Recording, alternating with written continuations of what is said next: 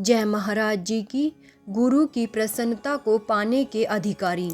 बीते कई दिनों से मेरे मन के भीतर महाराज श्री के दर्शनों की प्रबल हुक उठ रही थी। मैं हृदय से उन्हें हर घड़ी पुकारती रही, दर्शनों के लिए निहोरे करती रही, लेकिन वे नहीं आए।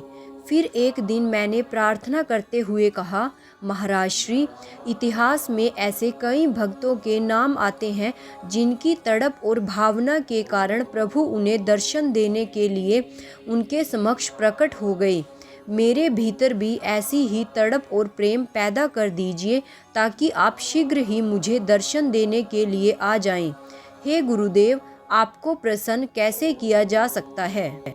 मेरी प्रार्थना के अगले ही दिन महाराज श्री ने मुझे एक दिव्य अनुभूति में दर्शन दिए।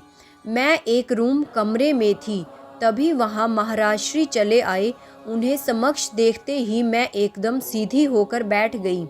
उन्होंने येलो कलर के वस्त्र धारण किए हुए थे।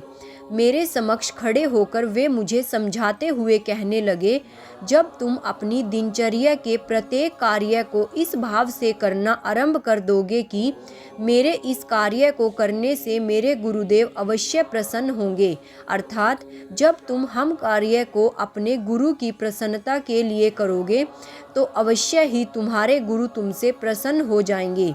महाराज श्री की यह बात सुनते ही मैंने एकदम से कहा, महाराज श्री, हम नियमित साधना सुमिरन करने का प्रयास तो करते हैं, लेकिन हमारे ये प्रयास पूर्णतः सफल कैसे होंगे। महाराज श्री, जब तुम्हारी हर श्वास दिनचर्या के प्रत्येक कार्य को करते हुए भी केवल गुरु का ही चिंतन करेगी तो तुम्हारी साधना और सुमिरन भी सफल हो जाएंगे। खाना बनाते समय एक वस्तु को एक स्थान से दूसरे स्थान पर रखते हुए, सैर करते हुए इत्यादि इन सब कार्यों को करते हुए आप केवल अपने गुरु के बारे में सोचेंगे तो आप गुरु की प्रसन्नता को पाने के अधिकारी बन जाओगे। माना महाराज श्री की कही गई बात को अक्षरांश पूर्ण कर पाना कठिन है, लेकिन यह भी परम सत्य है कि यदि एक शिष्य इस दिशा में निरंतर सच्चा प्रयास करता रहे तो निश्चय ही उसे सफलता प्राप्त होगी। जय महाराज जी की। गुरु बहन शिवानी जी। आप जो सोचते हैं वह आप बन जाते हैं। आप जो महसूस करते हैं उसे आप आकर्षित करते हैं। जिसकी आप कल्पना करते हैं उसका आप निर्माण करते हैं। गौतम बुद्ध। क्रोध को पाले रखना खुद जहर पीकर दूसरों के मरने की अपेक्षा करने के समान है। भूतकाल पहले ही बीत चुका है, भविष्य अभी तक आया नहीं है। तुम्हारे जीने के लिए बस एक ही क्षण है। गौतम बुद्ध।